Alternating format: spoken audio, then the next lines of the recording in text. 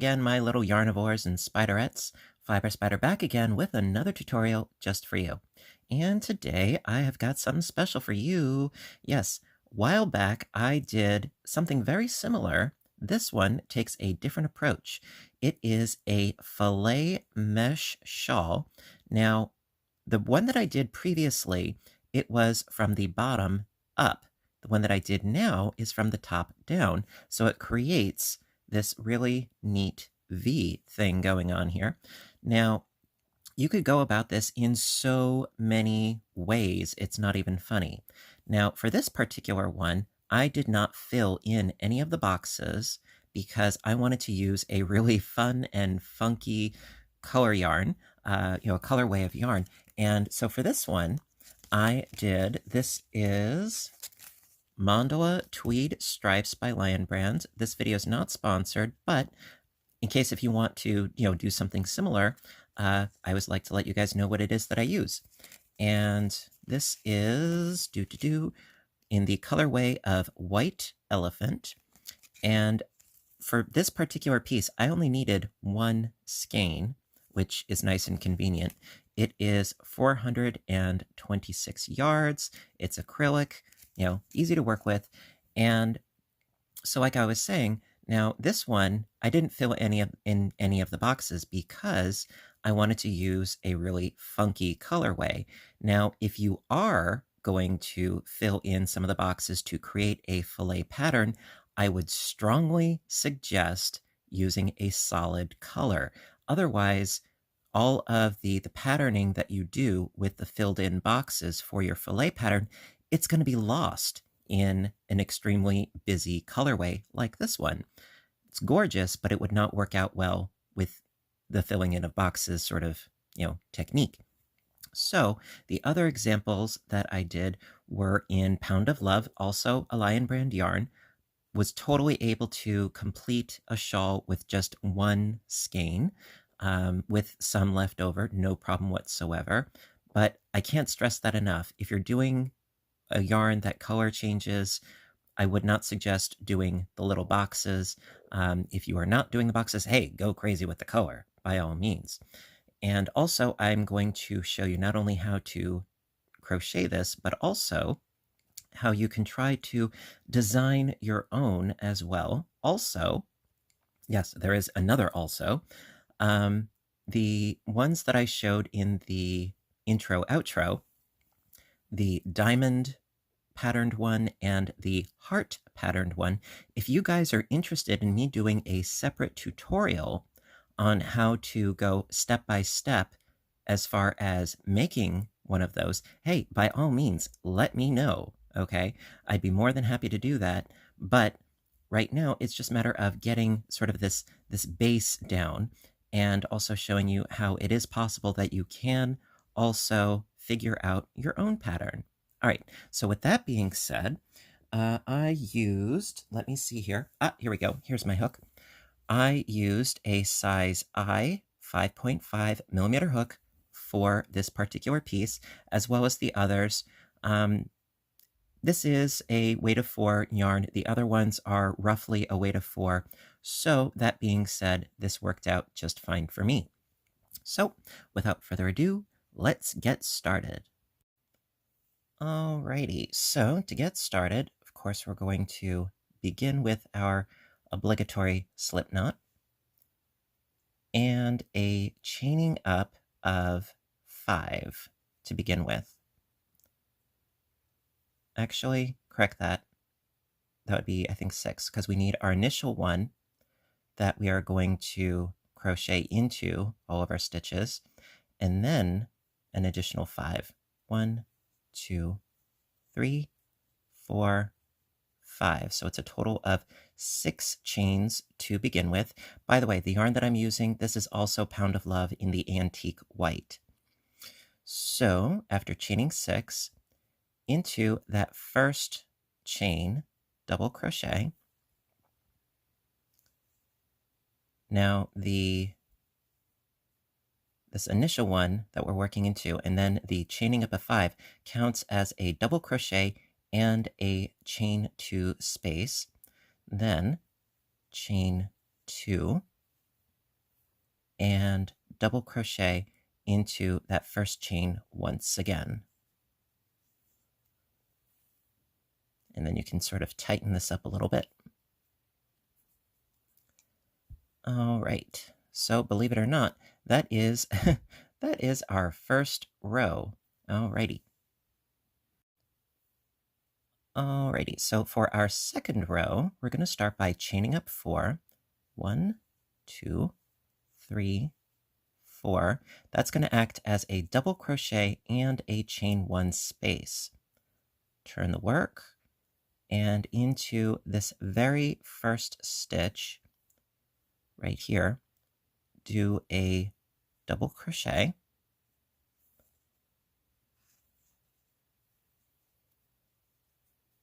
like so. Now, in the center spine, we're going to need to do an increase. Before we do that, we need to chain 2, and then into the center spine, double crochet, chain 1, into the same stitch, double crochet, chain 1, and double crochet. So that is the center spine increase. So then chain 2. And then this part is a little bit tricky because like, oh, where do I go into? Well, you need to skip 2 chains and then into the third chain, go in there with a double crochet. And yes, it is fiddly and finicky, but perseverance and patience pays off. All right, and then chain 1, and into that same stitch, do another double crochet. Okay, so now, basically now, it is going to be essentially a 1-row repeat for the rest of your piece if you're doing a plain mesh. But I am going to show you how you can also fill in boxes if that is something that you're going for, which that's, kind of the point with a filet piece. But if you want just a mesh, hey, that's cool too. All right, so let's keep going. Alrighty, so for the next row, again, chain up 4. 1, 2, 3, 4. Turn your work, double crochet into that first stitch, chain 2, double crochet into the next stitch,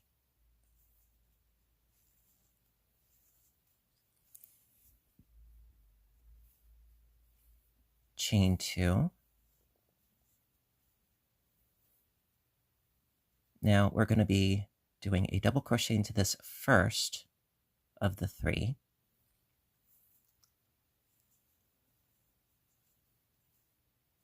chain 2, then into, again, the center spine, we are increasing that center spine stitch. So double crochet into that center stitch, chain 1, another double crochet into that same stitch, chain 1, and double crochet into that same stitch. So the center has increased once again, then chain 2, double crochet into the next stitch, chain 2, double crochet into the next stitch, chain 2, then skipping 1 chain, going into the next, do a double crochet, chain 1, and double crochet into that same stitch. Ta-da! Voila!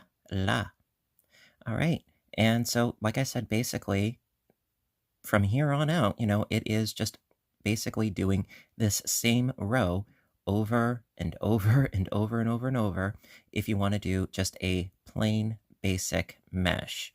All right.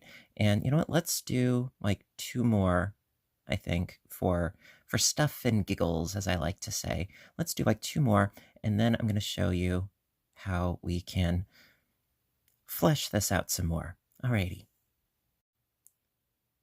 Okie dokie. So chain up 4. 1, 2, 3, 4. Turn the work. Double crochet into that first stitch. Chain 2. Double crochet into the next stitch. Chain 2. Double crochet into the next. Chain 2. Double crochet into the next. Chain 2. Double crochet into the next. Chain 2, and then, well, we've reached the center spine once again, so double crochet, chain 1, double crochet, chain 1, and double crochet. Okay, then chain 2, double crochet into the next,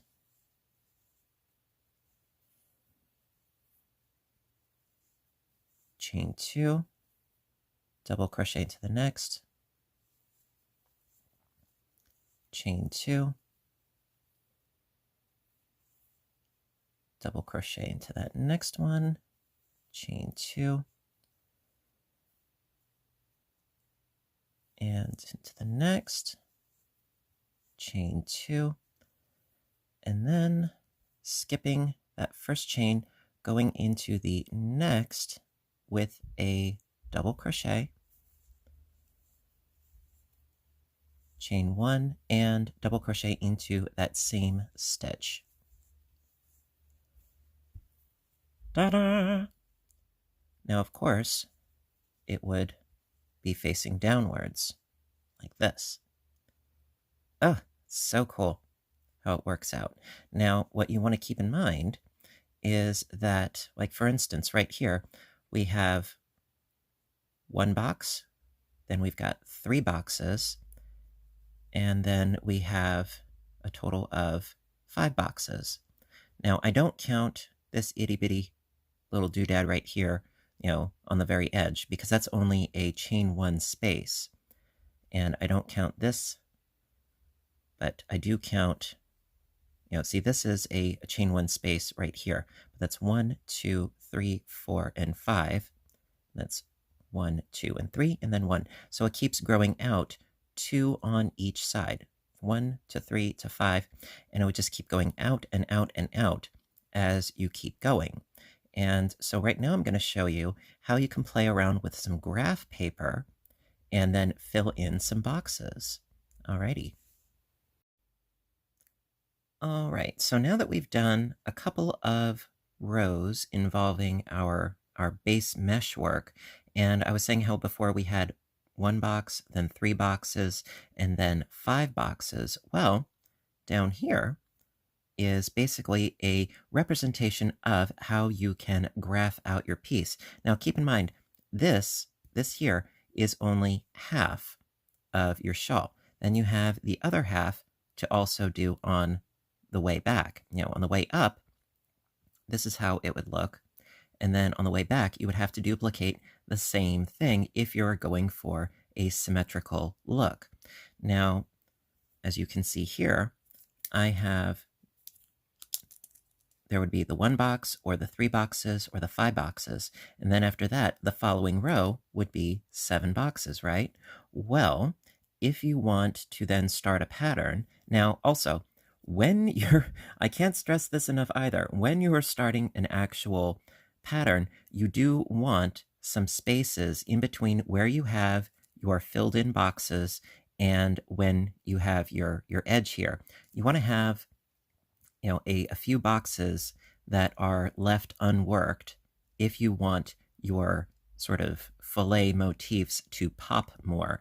Otherwise, it can get a little bit muddy if they're too close together. Now, this problem I had specifically when I was doing the hearts, because at one point the hearts were too big, then they were too crowded together. There's a lot of trial and error involved, and that is why if you'd like me to do perhaps, the heart motifed one as a tutorial, hey, let me know in the comments section by all means. So right now we would be up to the 7-box row.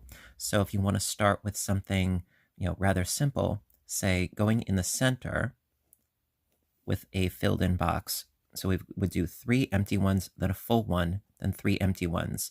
And then on the next row, row 9, if you want to have that, say, branch outwards, you would do an additional 1 on each side. And then perhaps, you could, go even more so, branch it out even more, and then maybe have a space in the middle, and then do something like that. Now, this sort of looks like a heart shape. However, again, keep in mind that when you would be wearing it, see, this shawl is upside down. It would be like this, right? Again, something to keep in mind when you're planning out your graphing. So you would have to think, oh, wait a minute. This would be the top of the heart, okay? So then when you turn it like this, oh, it's upside down. So again, you really need to think about what it is that you're doing when you're doing the actual planning. So that being said, I can show you real quick. This was one of my early attempts. So I started drawing it out like this because that's going to be the top of the heart. Now, I didn't actually use this particular one. This was one of my mock-ups. And then, so when you're looking at it, you would have the hearts like that. So that being said, I think I'm going to now show you how you can fill in some of these boxes that will correspond to your planning. Alrighty. All right, so if we want to follow suit with that example right there, you would start by chaining up 4, turn the work, and double crochet into that first stitch just as we have done. Chain 2. Now this is going to create our first box, and of course double crochet into that next stitch. All right, so that creates our first box. Now over here, as you can see, there are 3 boxes, then a filled in box, and then 3 boxes. So that's 1 box, chain 2, double crochet into the next, chain 2, double crochet into the next. All right, so we've got 3 boxes. Now to fill in the next box into this chain 2 space, just 2 double crochets. Easy peasy, lemon squeezy. And then to close the box, double crochet into the double crochet. All right, then we need 3 more boxes. So chain 2, double crochet into the next, chain 2, double crochet into the next, chain 2, double crochet into the next. All right, then since this is the center spine, chain 1, double crochet, chain 1, double crochet. So as you can see, we've got 3 open boxes, a closed box, 3 open boxes, and our central spine increase, if you will. So then chain 2, double crochet into the next, chain 2, double crochet into the next, chain 2, and double crochet. And then, for the sake of symmetry, we would then fill in this box with 2 double crochets into the chain 2 chain space, then double crochet into the next to close the box, chain 2, double crochet, chain 2, pull out some more yarn, double crochet, chain 2, skip a chain going into the next with a double crochet, chain 1, and double crochet into that same stitch. Ta-da! All right, so as you can see, we have on this side 3 boxes, a closed box, and then 3 more boxes. Same thing as on this one. And there you have it. So then on the next one, okay, it would be 3 open boxes, then a closed box, closed box, closed box. And then really all you would need to do is, so you would double crochet into this double crochet, 2 double crochets here, then a double crochet, double, double, to fill up that box, and then 2 in this space. You know, I'm just going to show you. All right, let's do another row. All right, so I figured, yeah, I'm just going to show you another row. So chain up 4, 1, 2, 3, 4. Turn the work. Double crochet into that first stitch. Chain 2, double crochet into the next. Chain 2, double crochet into the next. So I've got 2 boxes, I need 1 more. Chain 2, double crochet into the next. All right, so to fill in this next box, 2 double crochets into the chain 2 chain space. Double crochet into the next double. And then just double crochet into the next 3 doubles. This may be redundant for some of you, but I like to be thorough. So if I'm boring you, I'm sorry, but I would much rather be thorough than leave a lot of unanswered questions. All right, so then 2 double crochets into the chain space. And then double crochet into the double to close the box. And there you go. All right, so then I'm going to show you on the other side something a little bit different, not symmetrical. So I'm going to chain 2, double into the next double, chain 2, double into the next double, chain 2. We've got to increase the center spine, so double crochet, chain 1, double crochet, chain 1, double crochet. There we go. Chain 2, double into the next, chain 2, double into the next, chain 2, double into the next. Okay, so 3 open boxes. This one would be closed, right? So 2 double crochets into the box. And then to close the box, double crochet into that next double.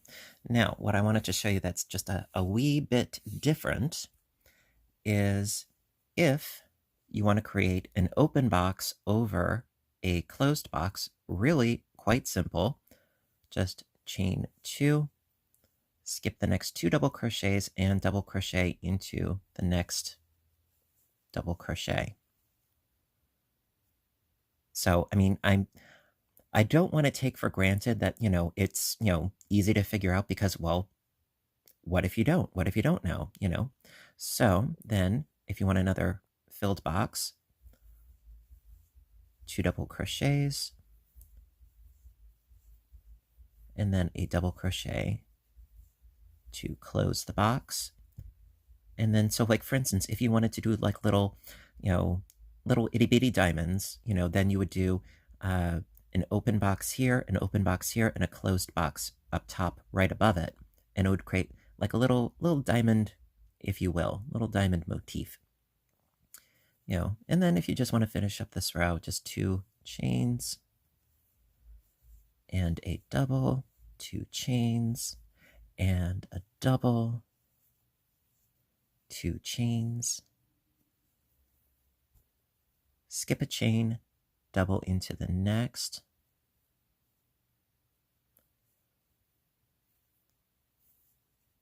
there we go, chain 1 and double. Da da da da. So I think that pretty much covers it, showing how to branch out or to, stay solid, or, just going with a plain mesh, however it is that you choose to do it. All right, so that pretty much covers, all of the bases as far as how to create the foundation mesh, if you will, how you can design your own and, fill in boxes or just leave it as a mesh, really totally up to you. And also in the description box, I will put a link to my previous video on how to do one where it is a bottom up shawl. Either way, it's a lot of fun. Would totally like to see you give it a try. And if you liked this video, please give a little thumbs up button down below because I appreciate your appreciation as always. And also, I do need your feedback if you would like me to do another tutorial, perhaps a more fleshed out tutorial on how to do perhaps the hearts or the diamonds, or suggestions for, other motifs for the filet method, for lack of a better word. I'm open for suggestions by all means. And so I need your input. I need your feedback. Let me know. And well, until next time, I want all of you to stay inspired, stay caffeinated, and above all, stay stitching. I love you guys, and I'll see you in my next video. Bye for now.